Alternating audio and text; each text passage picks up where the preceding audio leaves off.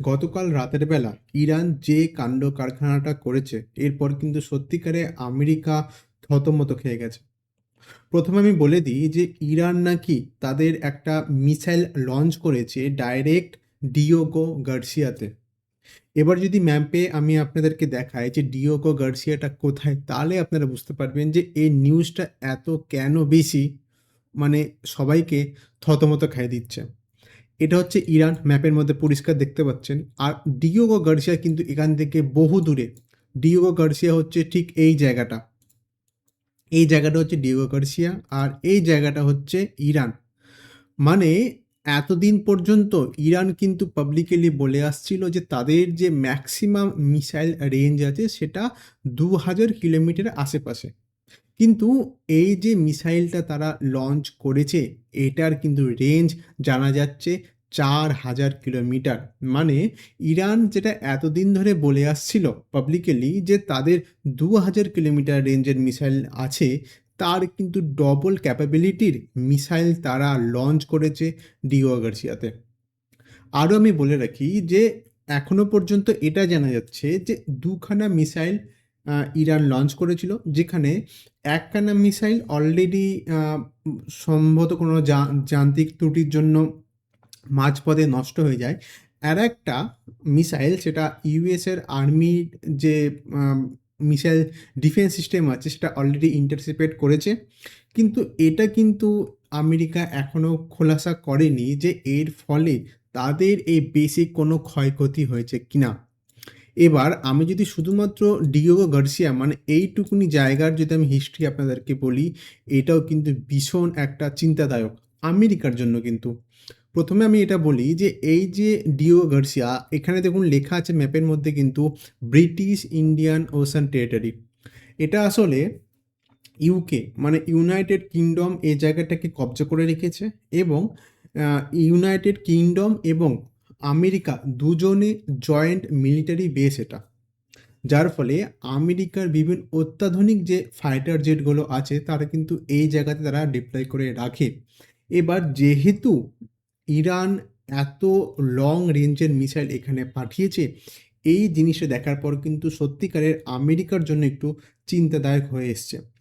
কেননা আমি এই জিনিসটা এমনি এমনি বলছি না।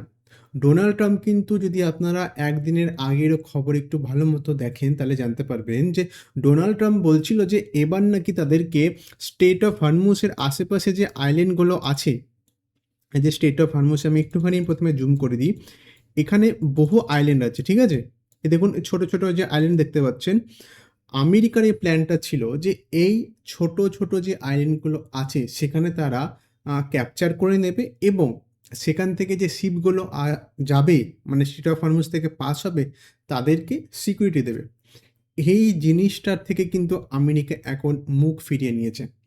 প্রথমত এটা ভালো মতো বুঝতেই পারছে ডোনাল্ড ট্রাম্প যে যদি তারা এই জায়গাটাকে ক্যাপচার করতে যায়, তাহলে যে সৈন্যগুলো এখানে ডিপ্লয় হবে ম্যাক্সিমাম কিন্তু চান্স তারা বেশি দিন এই জায়গাটাকে কবজা করে রাখতে পারবে না। যার ফলে যে সৈন্যগুলো ডিপ্লয় হবে তারা প্রাণও হারাবে।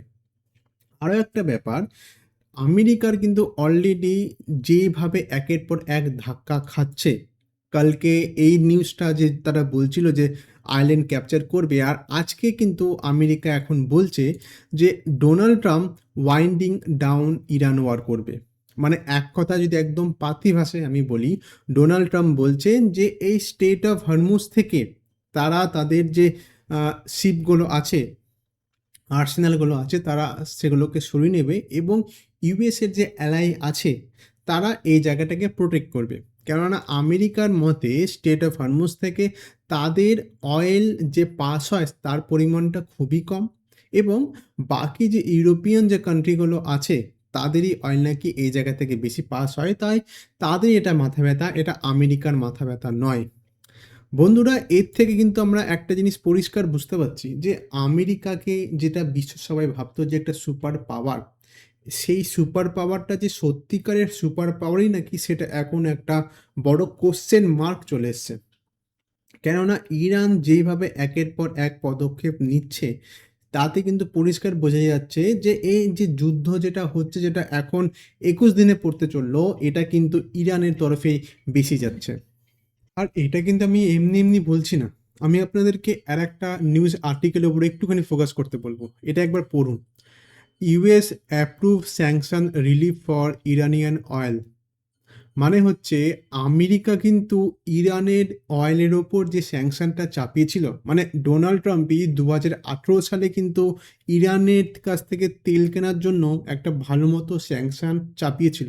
আর সেই স্যাংশনটাই এখন আমেরিকা তুলে নিচ্ছে। কিন্তু এখানে কিন্তু একটা ক্যাচও আছে। এইখানে আমেরিকা বলছে যে ইরানিয়ান অয়েল যেগুলো কিন্তু অলরেডি ট্যাঙ্কারের লোড আছে, মানে এই ধরনের রিলিফ কিন্তু সেম আমেরিকা কিছুদিন আগে রাশিয়ার ক্ষেত্রেও দিয়েছিল ভারতবর্ষকে, মানে ভারতবর্ষ পার্টিকুলারলি না, বিশ্বের যে কোনো দেশকে দিয়েছিল। সেখানটা কি ছিল? সেখানে ছিল যে রাশিয়ার অয়েল, মানে রাশিয়ার তেল, যেগুলো অলরেডি ট্যাঙ্কারে ভর্তি হয়ে আছে, মানে জাহাজে করে তো প্রথমে তেলগুলোকে স্টোরেজ করা হয়, তারপর তো তার গন্তব্যস্থলে পাঠানো হয়। তো যে যে ট্যাঙ্কারে, মানে যে যে জাহাজে রাশিয়ান তেল আছে, সে তেলগুলো বিশ্বের যে কোনো দেশ কিনতে পারবে। ঠিক সিমিলারই এই ধরনের স্যাংশন লিফট ইরানের ক্ষেত্রেও ডোনাল্ড ট্রাম্প করেছেন। এখানেও কিন্তু বলা হচ্ছে যে যে তেলগুলো অলরেডি ট্যাঙ্কারে লোড হয়ে গেছে এবং যেগুলো বিশ্বের যে কোনো সমুদ্রে অলরেডি আছে, জাহাজগুলো আছে, সেগুলো কিন্তু যে কোনো দেশ এখন কিনতে পারবে। আর এটা কিন্তু একদিক থেকে ভীষণ ভালো একটা খবর ভারতের জন্য, কেননা ভারতের এই মুহূর্তে কিন্তু তেলের দরকার যথেষ্ট। হ্যাঁ, এলপিজি হয়তো আরও বেশি দরকার, কিন্তু তেলের সংকট থেকেও কিন্তু আমরা মুখ ফিরিয়ে নিতে পারি না। তো ভারতের যে তেলের কোম্পানিগুলো আছে তারা কিন্তু এখন ভালো মতো স্ট্র্যাটেজি বানাচ্ছে যে কিভাবে ইরানের এই তেলগুলো তারা এখন কেনাবেচা করতে পারে।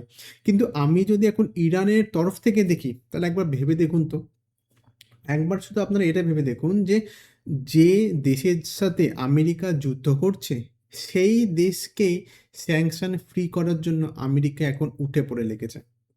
তাহলে একদিক থেকে যে আমেরিকা বলছে যে তারা নাকি ইরানের সব যে মেজর ফেসিলিটিগুলো আছে সেগুলোকে ধ্বংস করে দিচ্ছে, ইরানের মধ্যে যা কাজ করার আমেরিকা প্রায় শেষ হয়ে এসছে, আর কিছুদিনের মধ্যে আমেরিকা জিতে যাবে, একদিক থেকে ডোনাল্ড ট্রাম্প এই ধরনের কথাবার্তা বলছে। আর অন্যদিকে আমরা দেখতে পাচ্ছি যে যত যুদ্ধ এগোচ্ছে, ইরান একের পর এক যে অ্যাডভান্স মিসাইলগুলো তাদের কাছে আছে তা কিন্তু দেখানো শুরু করে দিয়েছে। একের পর এক ইরান যে তাদের হামলার যে ফ্রিকোয়েন্সি সেটা আরও বাড়িয়ে দিচ্ছে। আপনারা একবার ভেবে দেখুন, যখন এই যুদ্ধটা শেষ হলো, এখন প্রায় কিন্তু ১ মাসে পড়তে চলছে, আর ২৮ তারিখেই কিন্তু পড়বে। মানে ফেব্রুয়ারি মাসের ২৮ তারিখে এই যুদ্ধটা শুরু হয়েছিল, আজকে হচ্ছে ২১ তারিখ। মানে আর খুব বেশি দিন কিন্তু না, আর মাত্র ১ সপ্তাহ বাকি আছে। আর প্রথমের দিকে যদি আমরা দেখি, আমরা কিন্তু প্রথমের দিকে এটা ভালো মতো বুঝতে পারছিলাম যে ইরান স্ট্রাগল করছে।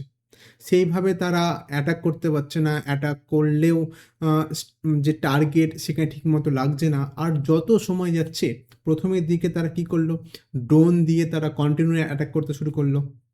আমেরিকার যে বেসগুলো আছে মিডল ইস্টে, প্রত্যেক কটা বেসে তারা কন্টিনিউ অ্যাটাক করছে। তারপর তারা মিসাইল লঞ্চ করা শুরু করলো। আর এখন দেখা যাচ্ছে তারা আরও বেশি অ্যাডভান্সের দিকে এগোচ্ছে এবং তাদের যে মিসাইল ক্যাপাবিলিটি, যেটা তারা বলে আসছিল পুরো বিশ্বকে যে তাদের মিসাইল রেঞ্জ শুধুমাত্র ২০০০ কিলোমিটার, সেটাই তারা এখন ভুল প্রমাণ করে ৪০০০ কিলোমিটার রেঞ্জের একটা মিসাইল তারা টার্গেটের দিকে পাঠিয়ে দিল। হ্যাঁ, আমি এটা মানছি যে যে দুখানা মিসাইল তারা এখানে পাঠালো সেটা হয়তো টার্গেটে অ্যাচিভ করতে তারা পারেনি, কিন্তু এটা কি প্রমাণ করে দেয় যে ভবিষ্যতেও তারা যদি এই ধরনের মিসাইল লঞ্চ করে, তাহলে সেটা আমেরিকার যে বেসগুলো আছে সেখানে হিট করবে না? আপনারা একবার ভেবে দেখুন, মিসাইল যদি যত তারা বেশি পরিমাণে এখন লঞ্চ করা শুরু করবে, ততই কিন্তু কঠিন হবে আমেরিকার জন্য এই ধরনের মিসাইলগুলোকে আটকানো।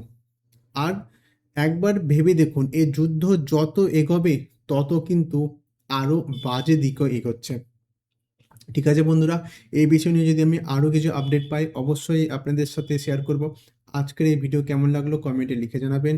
এতক্ষণ পর্যন্ত যদি আমার এই ভিডিও দেখে থাকেন, অসংখ্য ধন্যবাদ। আবার দেখা হচ্ছে পরে এক ইম্পর্টেন্ট জিওপলিটিক্যাল নিউজের সাথে।